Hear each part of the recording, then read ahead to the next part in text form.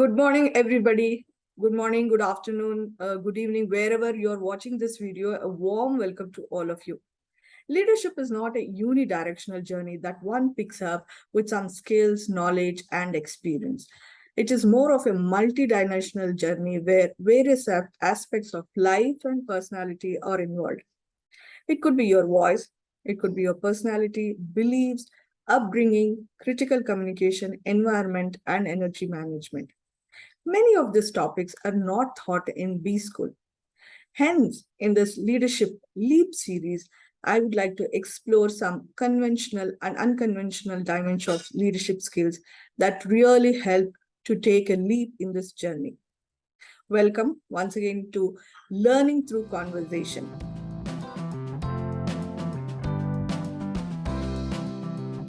In this third episode of series, we will be discussing on how to have critical conversations when stakes are really high.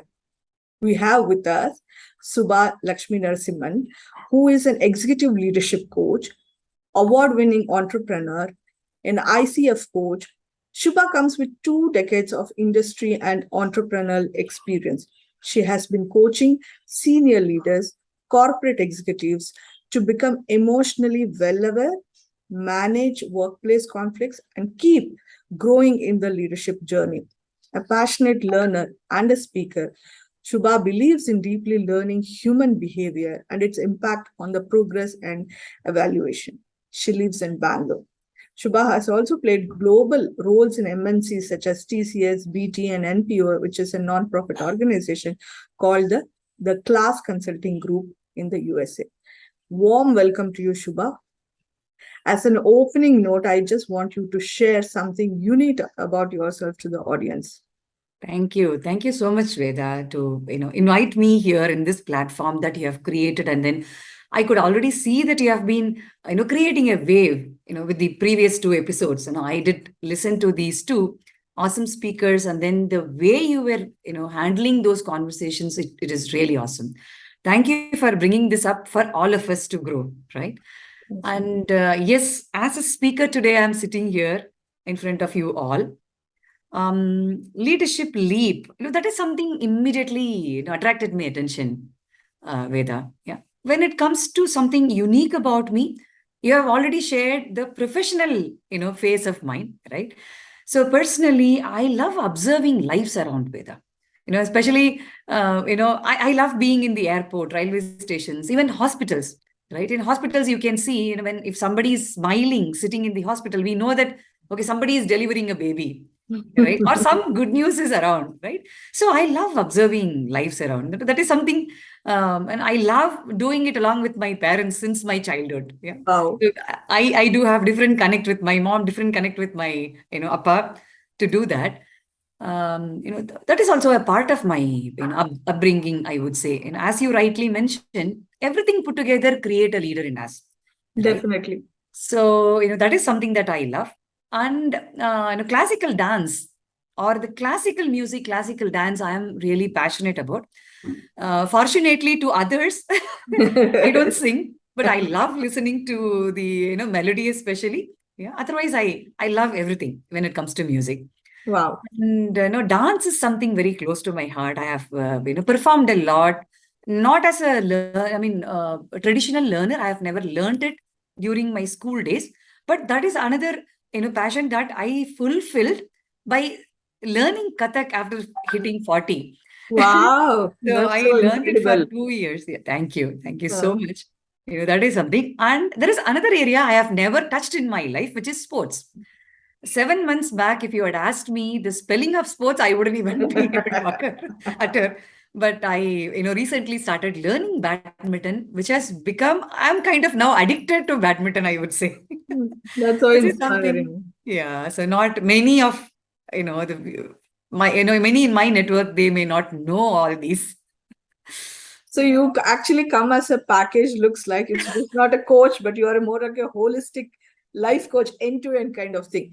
Very nice to have you, Shubha, and Thank to you. know some other aspects of yourself that the audience were not aware. So let's get started. Since we are on the topic of critical conversation, my first question, I think this is a basic question that probably audience will also have, is what in your definition is critical conversation, and what do you mean by stakes are high? Okay. See, when we are talking about critical conversation or crucial conversation, right? Normally, if you keenly notice, the emotions will be very, very high, right? Right from simple fight that we may be having at home, or some conflicting scenarios that we've come across at the workplace, our emotions will be really high, especially the negative emotions, right? Just if I take an example of we fighting with somebody, like a normal conversation or heated conversation which is happening at home or anywhere else, even those who are having a very low or soft voice, they will be shouting, right? So when we shout, we are using the highest possible energy, right? So, but it is a negative energy. So normally what happens, during the crucial conversation, the emotions will be high. Even the expressions can be completely different from the normal day expression that we may be showcasing or we may be experiencing, right? And you had already, mentioned that particular keyword, which is high stake. Very true. Right. Yes. So it will be of high stake. When we call something as a crucial conversation at workplace, especially, right? That means the stakeholders, whoever is a part of that conversation, either one of them or both of them, the stakes are very high. Yeah. So the second part of it, you asked me, what do you exactly mean by high stake? True. Right. So high stake can be anything and everything here, Veda. See, it could, it's again depending on the different scenario or different situation in which this crucial conversation is happening. The stakes can be completely different, right? Maybe if you permit, shall we explore a couple of areas where these crucial conversations happen at the workplace? Definitely. I think that will be an interest to everybody who's watching this, Absolutely. Absolutely. See, if you look at the way, especially, in the leadership arena, right? The high stakes from the organizational perspective, whenever there is a huge change happening in the organization, it could be the architectural change of the organization or at the group level or at the team level. It could be even at the team level, whether the team is a big one or a small one, right? Even it could be some 4-5 member team. If the boss is changing, yes, there is going to be a great change, major change. At the high end, M&A, whenever there is a merger happening or acquisitions happening, right? Not only this, that, those who are sitting at the board, also the leaders who are below that board level, right? true. They will have a huge part to play, right? So any change which is happening in the organization, stakeholders involved in that particular change are going to have one or more crucial conversations. It could be with different stakeholders again, right? This is at the organizational level. Like that, we can list many things, but we can put everything under this particular bucket, change management, right?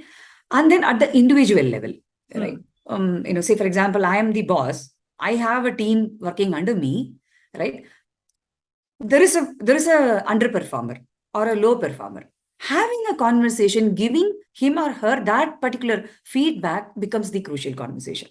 If you look at it here, the stake will be at both the ends.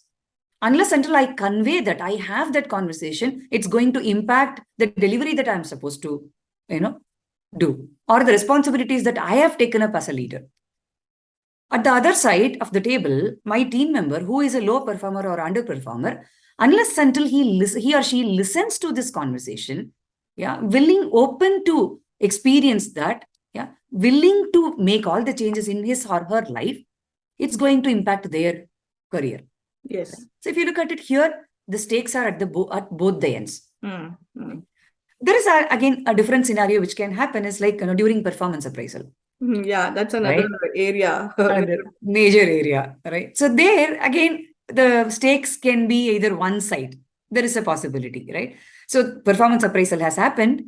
There is a team member or somebody who has expected some promotion or something which is going to happen positively to them. For some reason, it is not happening, right? When that manager and then the person who is impacted, when they are having a conversation, there is a possibility that manager is not emotionally invested in that particular conversation, whereas the impacted party, he or she, the whoever is uh, got that Yes. affected, right? So the stakes will be high at their end. Yes. So it's very tough to pinpoint who will have higher stake or who will have lower stake at a lower level. It's completely depending on different scenarios. So of course, whoever is investing in the process emotionally, right, they probably will be having high stake. True. True. I think the biggest takeaway with what you discussed just now is having objectivity in conversation. Even when our emotions are running high, whether I am a person who is impacted or going to impact, I think both the parties to have a objectivity and see from that perspective so that the results are positive. It's a more of a win-win situation for both the people. I think in our conversation that is what we will explore. Thanks for setting up this concept, and we will explore more as we go. Another question which comes after this is like, see, personally I'm an introvert, and I also, and in the workplace we also have extroverts, and leaders can be both introvert and extroverts, and all of us have to get into conversation, and most of the time every day for leaders the bread and butter is decision making and having high critical conversation. Sometimes the strategy as an introvert and extrovert differs. I would like to understand, how do you coach the clients in this form of communication, whether if the leader is introvert or extrovert? Definitely. In fact, I would like to acknowledge this particular question at a higher level, Veda. Thank you so much for asking this, because there is a myth behind, these two, introvert and extrovert. Yeah.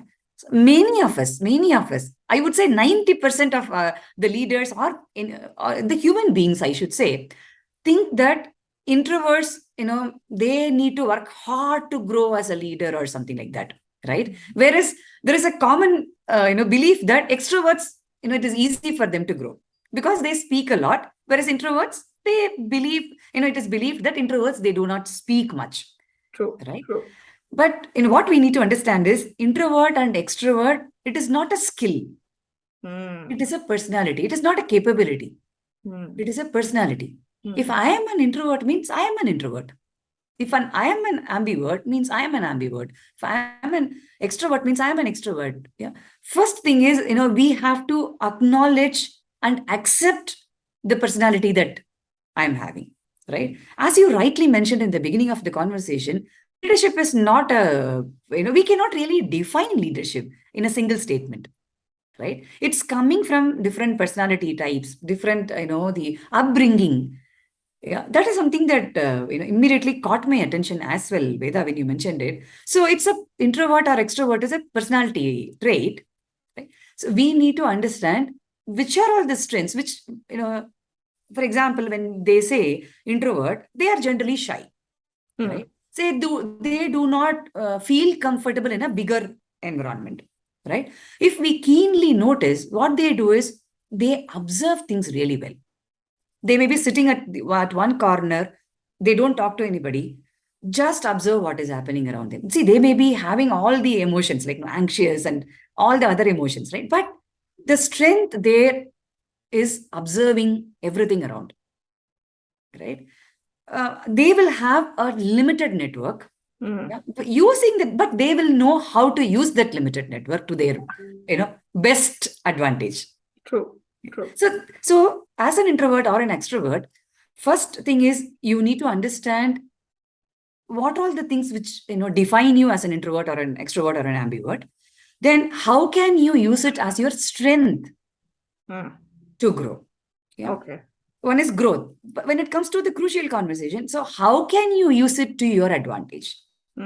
Yeah. So extrovert, again, if we have to bring it from the extrovert perspective, right? So they can speak well, right? They do not have any shyness or anything. They will speak their heart, right?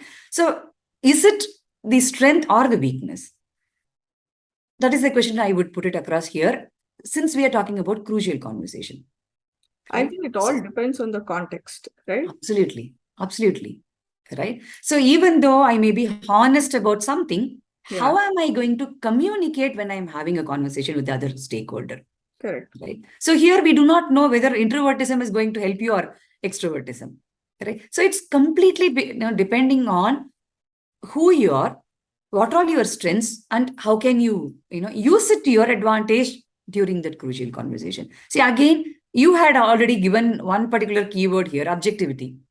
Very true. So what is the objective behind why are we having this conversation? Yeah. So how can I use my observing skills? Yeah. So if somebody is an extrovert, if they are not listening to what the other person is speaking, they are going to, fail. It's going to be a win-lose situation. Right.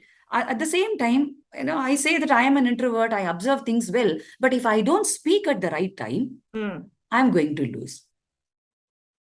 Yeah. So we cannot put ourselves in, any cage. Correct. Saying that I am an introvert or I am an extrovert.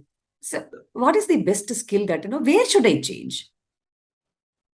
That is where, the coaching comes in, Veda. Yeah. You are also a coach. I know that, you will be able to understand it better. So we don't give anybody any solution, right? Yes. We take them through the journey where they understand themselves better, identify their strengths, yeah, whatever be the personality, and then they, we co-create the strategy.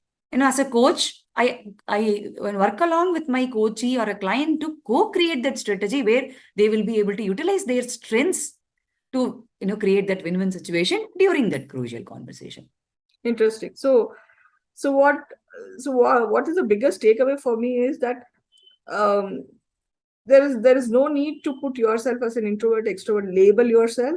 Even if you are, it is not a weakness or a strength. Absolutely. As an introvert, whatever is your strength, as an extrovert, whatever is strength, work from that space, work with the coach to take you from where you are with your personality trait to move forward. That's how I see it. Absolutely. The other day we were talking about this series as well as Suba on the Netflix on the Good Doctor. You want to share something about that? Absolutely, absolutely. See, in fact, good that you reminded me of that. See, Good Doctor is a series that I know I have been watching now that new, episodes have been released. So now I'm kind of glued to that.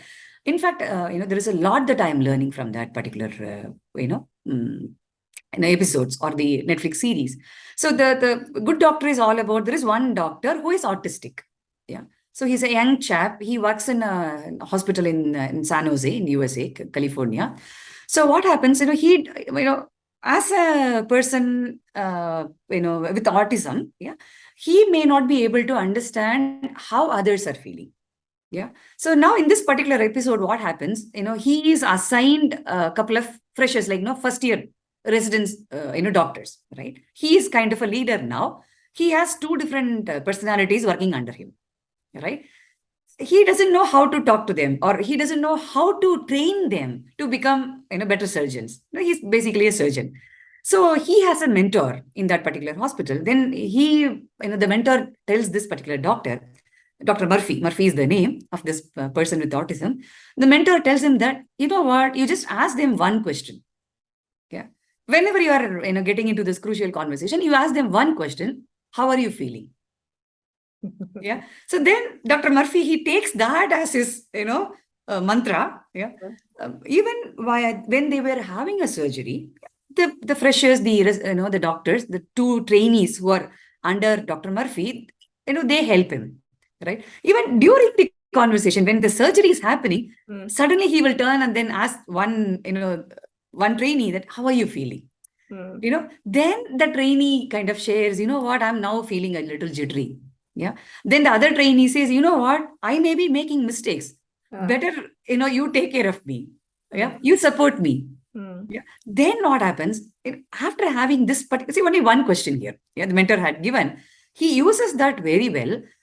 After, a particular training is done, he hands out two different, sheets to two different trainees. So one sheet to one trainee with all the good, right things that the trainee had done.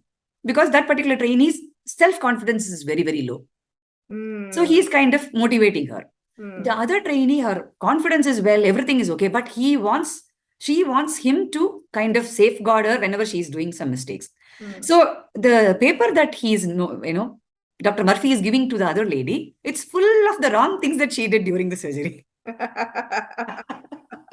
So, powerful questioning, right? That's one of the critical tool to, use as a part of the crucial conversation. So end to end, this particular episode is full of crucial conversation. Very interesting. You're the second guest. Last time we had Deepthi, she would also explored the Good Doctor series for the trauma. Okay. So I think I just saw a couple of episodes now. I should go and watch it for Yes. what you have said. I think the way you said, right, like the mentor, the right kind of mentor helps you with the least amount of tools, but effective one. And especially in the crucial conversation, it's asking the right questions that matters to actually dissolve the tension that is there. Absolutely. If that comes from a space of openness and honesty, Absolutely. I think that kind of dissolves that atmosphere, and then open dialogue can happen. Absolutely. So, Beautifully Suba, summarized, Veda. thank you.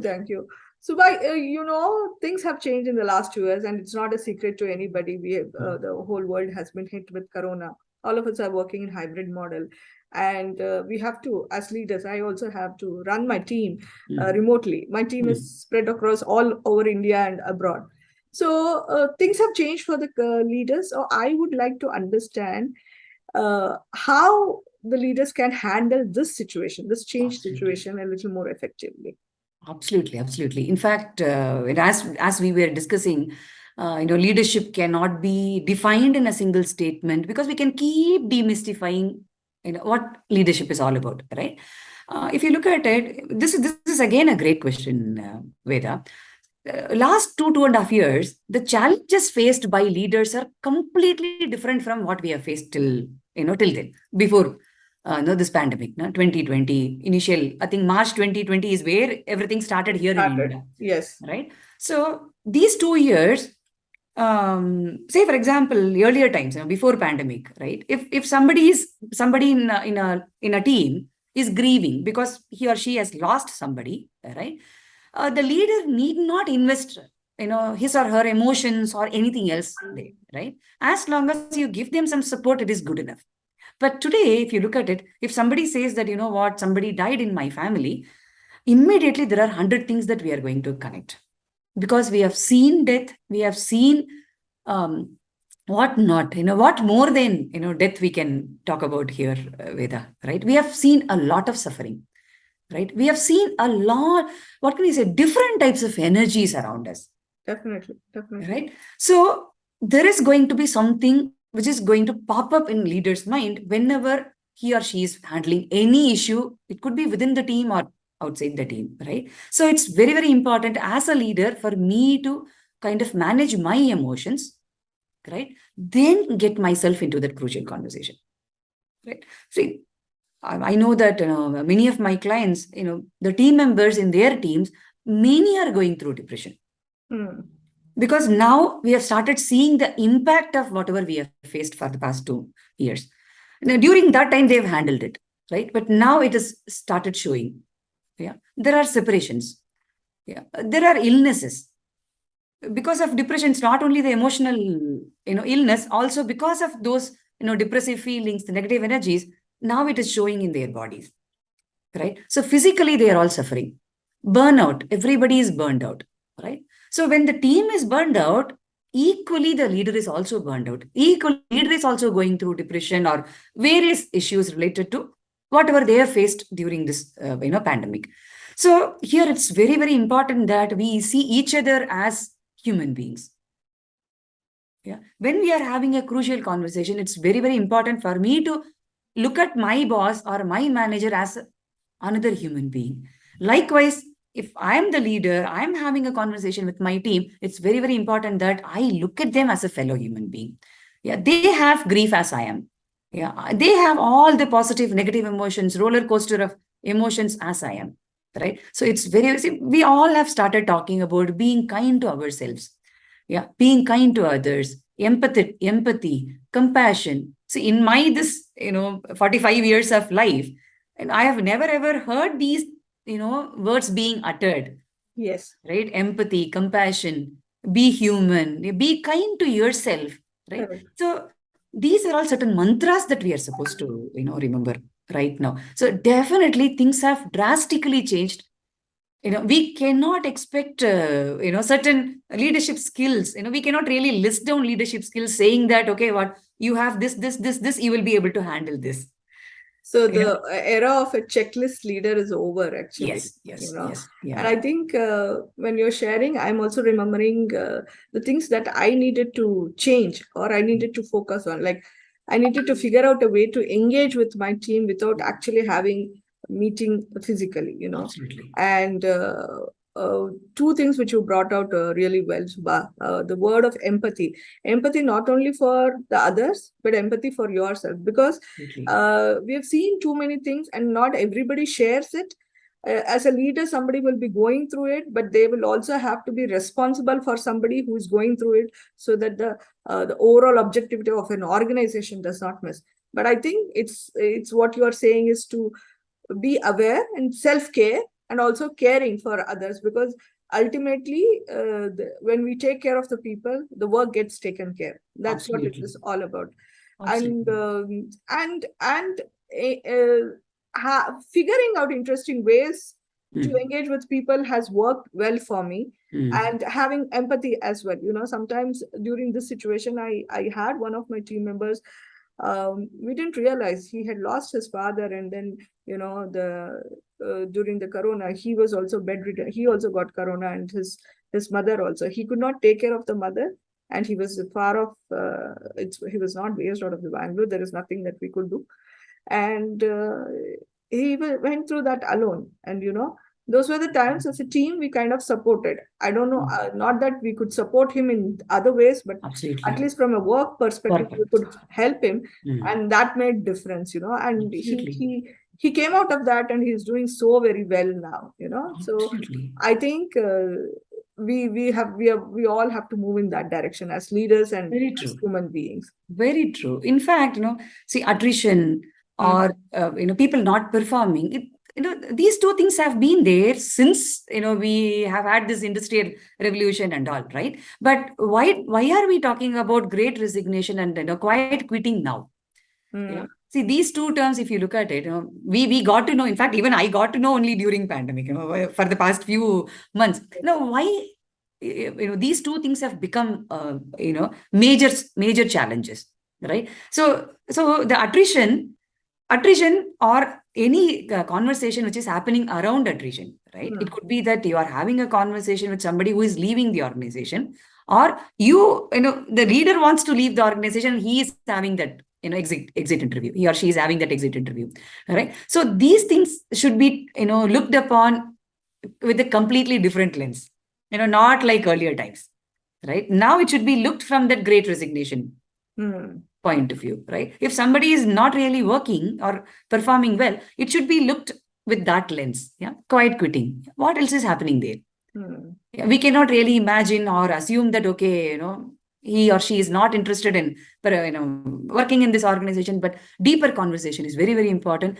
That is what I would call it as crucial conversation going forward, Veda. Yes, yes, very true indeed, Subha.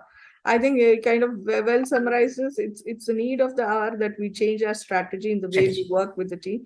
The traditional way of like, I am the boss, you are this thing. I don't understand, it will not work. How Mm. close we can get, and at the same time protecting our own emotions, and first being stable from that perspective will definitely help.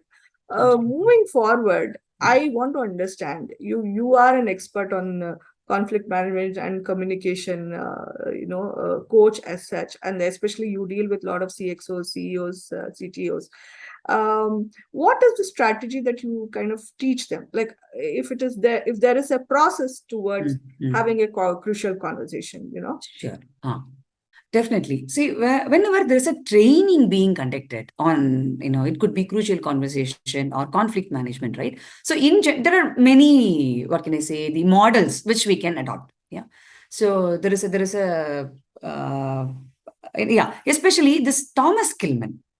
Yeah. Thomas Kilman's conflict management model is something that, and almost all the trainers, we are all using. Yeah. So Thomas Kilmann model is a beautiful one, which can be adapted across situations, scenario. So what happens with Thomas Kilmann model is, the matrix is between the empathy and assertiveness. Okay. Okay. Very So interesting. very interesting one. In fact, I use it in my personal life as well. Right? Okay. If I feel like, okay, I'm moving towards certain, level of, what can I say, certain approach, for example, right? Yeah. If I'm approaching it in one way, I look at it, okay, how assertive, my behavior is or my communication is. Okay, am I empathetic enough?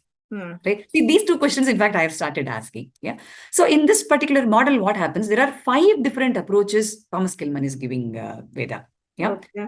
So when we are talking about it, if the empathy quotient is low and the assertiveness is also low, right? So what happens there is you tend to avoid that crucial conversation. Yeah. Or you want to just jump in and complete the conversation, move on. See, when we do that, we do not, there is no objectivity. Yes. Yeah? We just want to avoid. Yes. I don't want to get in there because I know that once I get into that crucial conversation, there is going to be a conflict. Right? So neither I am empathetic towards me nor towards others, and I'm not confident about talking. I'm not confident about communicating how I am feeling or what are my thoughts. Right? Then I tend to avoid. That is one. Yeah. The second scenario is when my empathy is high, but assertively I won't be able to communicate or behave, then I just accommodate. I say yes, yes, yes, yes, okay. Whatever promotion, if you're not willing to give me promotion, it's okay for me. Yeah, I will continue to work. Yeah, I do not fight. But not only that I do not fight, but I just accommodate and then move on. Correct. That's what happens, right? The other part where, this is something that you would have, come across a lot as well, since as a part of your leadership journey, I can assertively speak. Yeah. Communicating assertively, something is not a great deal for me. I can assertively behave, but completely I'm not empathetic towards anything, right? Then I start competing. Yeah. I won't be collaborating, as long as whatever I need to deliver, if I deliver, I'm happy about it. Yeah. I don't bother about what others are doing. My cross-cultural team is doing, cross-functional teams are doing. Yeah. I don't bother about whether my company is growing or not, but I want my team to win. This generally happens in a leadership where they're very confident about their skill, yes. And they kind of deliver it, but not worried about what's happening with others and how you can, involve them, Yes, exactly. See, this is, in fact, in this competitiveness is very, very important. Yeah, we cannot degrade that particular, trait. But where should you compete? Where should you collaborate is something, we have to be very careful about. Right. In fact, many of my clients, I had to work on this particular, competition versus collaboration, understanding the thin line between these two and then work towards what needs to be, done. Yeah. If the, empathy is also kind of in the mid level or assertiveness is also in the mid level, then kind of there will be some compromise. Yeah. Some compromise happen, but we cannot really call it as win-win. Okay, fine. Both the parties are happy. But it may not be lose-lose also. Both the parties come into some conclusion and then, take an action where they kind of come into some compromise. Yeah. Again, this is not a perfect scenario to come out of.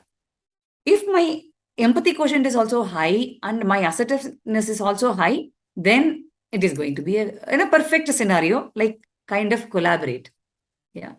I will be open to collaborate. I'll be open to listen to what others are speaking. And then I will have that, thick skin to talk about what I'm feeling, what my thoughts are. Right. So this is a beautiful model, Veda. This is something that we take the trainees through some 3-hour session or 1-day session. Through that, by exploring, making them explore different scenarios. This is a beautiful model that people can definitely explore. In fact, what you and me are doing is the collaboration, right? Absolutely. Empathy and assertiveness at the right amount, so that we leverage on each other's skills for win. Exactly. We are at the same page. There is no ego here. And again, I would like to mention that keyword that you have mentioned, objectivity. Yeah. Here, object is to take the right information to the audience. Yeah. Right knowledge to the audience. Right. So when it is there, it's beautiful that you said that. You mentioned it. Yeah. So it's not like you said, right? Sometimes when there is somebody who's better than us, Ah, it's not that we always have to look at that from a competition perspective. absolutely. Rather than we could collaborate, and that is happening when, as you said, using the Mm. Thomas Killman model, it's right amount of empathy, right amount of assertiveness, which transcends actually the barrier. Absolutely. Absolutely. Yeah. Very nice. It's very interesting actually, because I've never heard about this. I think for audience also it will be something very just Absolutely. something to look forward. Actually, they can do a bit of research on that and how to use in their own communication. Absolutely. Um, is there anything that you want to still elaborate on the Killman model, Suba? See, yeah, apart from Killman model, Veda, there are a couple of, what can you say, the fundamentals. Mm, Right. So here, a conversation that I had some time ago with my co-sister, mm, we were discussing about, she's also into, the coaching, in this space. When we were talking about something, she mentioned that, what, there is one particular mantra that I have started following, which is helping me a lot, mm. which is not my monkey, not my circus. Oh, very Yeah. interesting. Yeah. So then, Mm, whenever I had to get into crucial conversation or any conversation, it could be a personal one or at the professional level, it could be with the clients, right? It could be with the sponsors, right? So each and every conversation there becomes a crucial one. Yeah, mm, because whatever we are agreeing to move on, we should have clarity. Both the parties should have clarity. So each and every conversation that I'm supposed to have, it becomes crucial or critical conversation, right? But this particular, mantra kind of she, as a part of our conversation, she, put it across. And the same thing recently when I had a conversation with my fellow coach, who is Saurish Ghosh, right? We met online some time ago. When we were talking about it, he also mentioned it. Yeah. As a part of, something that he used as a part of his coaching or his training, right? So what exactly, we mean by that? Not my monkey, not my circus, right? And Saurish also mentioned another story from Ramayana. He's a business storyteller, right? mm. So he also mentioned another story from Ramayana. I in fact took his permission that, if necessary, I'll be using it in our conversation. Okay, interesting. I Glad that know. you did that. Yes. Yeah, exactly. Right. So, he mentioned that when almost, all the, viewers, they all know Ramayana, at least at the broader level, right? Okay. So when Ravana had taken Sita, then Hanuman, he goes and Mm, then have a conversation, comes back, and then the, bridge is being built. Then Rama goes fight with Ravana, brings Sita back. All this story everybody knew, right? So we all know that Hanuman, his strength is something we cannot really, put it in any bucket, right? So when he went and met Sita in that Ashokavana, why he didn't bring Sita back? He would mm, have easily carried her back, right? Or when he knew that, okay, Sita is there, he could have come back, right? There is a story behind it. No, he wanted, so Sita says to, Hanuman that, you know what, you don't take me. I want mm. Rama to come fight with Ravana and take me back, right? See, Yes, most of the wives, we want our husbands to be that take backup. care of us. Yeah, take care of us and Yeah. all, right? So that is the another conversation. But he could have come back instead Mm, of building that bridge, spending more time, effort, energy. He could have carried Rama, go, let Rama fight, come back with Sita, right? He could have easily carried Rama and Sita on his shoulders, come back, right? But none of these things happened, right? So that's when Rama reaching Ayodhya, Sri Lanka and fighting with Ravana and bringing back is mm, Rama's responsibility. mm, Yeah. So here, Hanuman's role is completely different. mm, Hanuman's role is not to go and, fight with somebody and then bring back Sita, right? So mm, this role clarity, mm. that is very, very important in crucial conversation. We can take this story in our, life. Yeah, so the way I look at this is the way I see is that as a Hanuman, you should be understanding what is in scope for you and is what is out of scope you. Like sometimes na, either sometimes we are pushed to do something which we are not. Like delivery is asked to do sometimes sales, and Mm-hmm. sales will get into something else. Delivery will get into pre-sales. I mean, I'm just giving in a very Yes. SDLC model kind of a structure where you are into everything which is not your role. Okay, maybe you have the capability, but if you do that role, it will dilute the context, Absolutely. And I think that's the bigger takeaway, is that to even in personally also, to understand even within relationships or in communication, what is that which is in your personal boundary, or the boundary that you need to focus on, what you should not. You should not unnecessarily get into a lot of things just because you have Absolutely. energy or bandwidth, because it Absolutely. will not lead into something fruitful. Maybe that's the understanding too. Absolutely. And that is probably is emotional maturity, where you learn that what is your role as a monkey, Yes, what monkey to have and not to have, kind of thing. So absolutely. it's a, and you should thank Absolutely. Sauresh. It's a very beautiful analogy, Subha. Thanks for sharing Absolutely. this. Um, Absolutely. I think we've had a very good conversation, and we are almost at the end of it. And the last question that I have is that I want you to share something with the Uh-huh. audience, three suggestions that you want to share with the audience, so that they can be equipped very well to have critical conversations. Okay. Sure, definitely, Veda. In fact, I would like to put certain thoughts into my mind so that it can, come kind of a three critical suggestions, to the few viewers, right? So I believe in doing a homework. Yeah. Even though I may be an expert in certain areas, right? Say, for example, workplace conflict management, emotional management, I may think that, okay, I'm an expert, but there is a new learning all the time, Hmm. right? So even for example, when I had this conversation with Saurish recently, when he was talking about this particular, story, immediately I asked him, "Can I use this? Is it okay if I use it?" Hmm. Yeah, because this is a new thing. I didn't know this story earlier, right? There is a new learning. Hmm. By using it here, I'm sure I'll be able to use it somewhere else also, right? So homework, when we say homework, it doesn't mean that you have to sit and then do homework, right? Whenever you are hearing, whenever you are listening, right, that also becomes a homework, right? So you can create your own strategy to do your homework. Hmm. Do your homework before getting into any crucial conversation. Yeah. So Okay. what all the things should be a part of that, crucial I mean, this homework is, why are you having this conversation? Yeah. As you said, that objectivity, right? You be clear on why you are going there, right? And when we said that emotions are going to be high, Hmm. right? When you know that your emotions are going to be high, before getting into that particular session or the conversation in that conference room, right? Center yourself by doing some activities. There are many things that you can learn from your mentors, or simple meditation techniques you can learn, right? Or we say, whenever we feel like we are not able to sleep, count, backwards, or Backwards. count 1, 2, 3, 4. If you look at it, these techniques are going to help us center ourselves, Hmm. bring in focus to where we are supposed to focus, right? I use as a part of my coaching or training conversation, I do have a couple of techniques which I normally use it to others. Yeah. So find out one critical technique which can help you to quickly get into that grounding mode.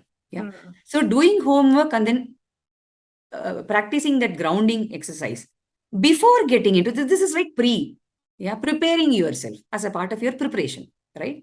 Then the second is, create a story. Okay. Yeah. So you should have, when I say the story, it's not like, the story from outside. It's not an imaginary one, right? What exactly you are going to talk about? Create a flow. See, here storytelling will help you to create that flow, Hmm. right? So that is a part of that execution, Okay. right?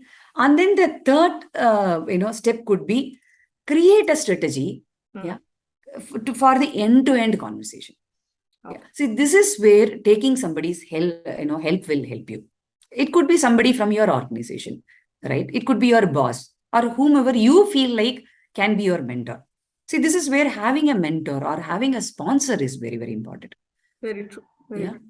So get that help. If you're not getting any inside that organization, seek help. Hmm. Seek help from outside. It could be somebody from your family, or invest in that, process of getting a coach.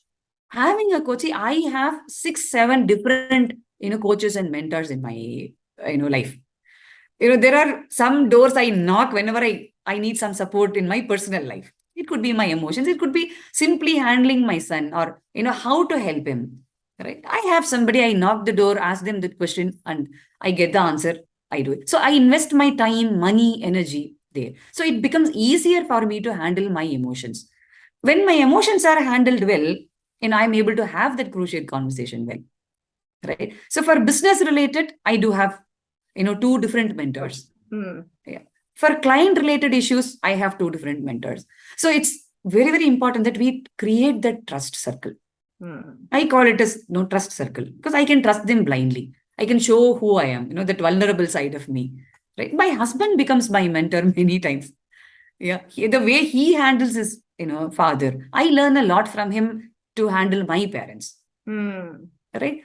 So like that, we have inspiration, around us. Anybody can become your, mentor or a coach. You don't have to really call them. I don't call my husband as a mentor or a coach, but he Definitely. mentors me, many times. This was very interesting, Subha. So for this question, the important things for me is that do the homework, have a strategy which is more of end-to-end, involve a mentor if it is required for you to have the strategy, and have a narration in form of a story in your mind so that you have an end goal from which you work from. I think it's beautiful. And thanks for sharing some of your personal experience as well. I think I thoroughly enjoyed having this conversation and so much of learning personally for me. And I'm sure our audience will also take a lot of learnings from this and enlighten themselves. Thanks so much, Subha. Definitely. Thank you so much, Veda. See, this is something I should mention. Whenever I talk to you, right?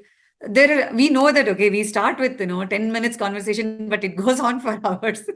But end of that 1 hour or whatever the time that we spend, there will be a lot. I could see that my energy level goes up.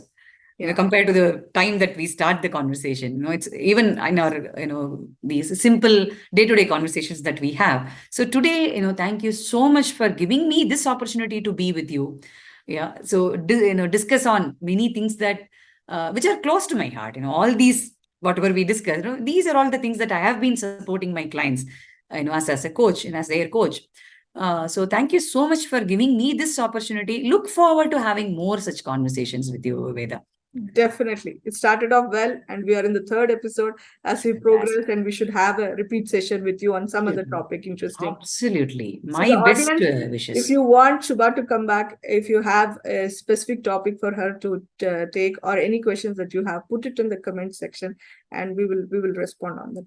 Thank you. Thank you, Shubha. Thank you.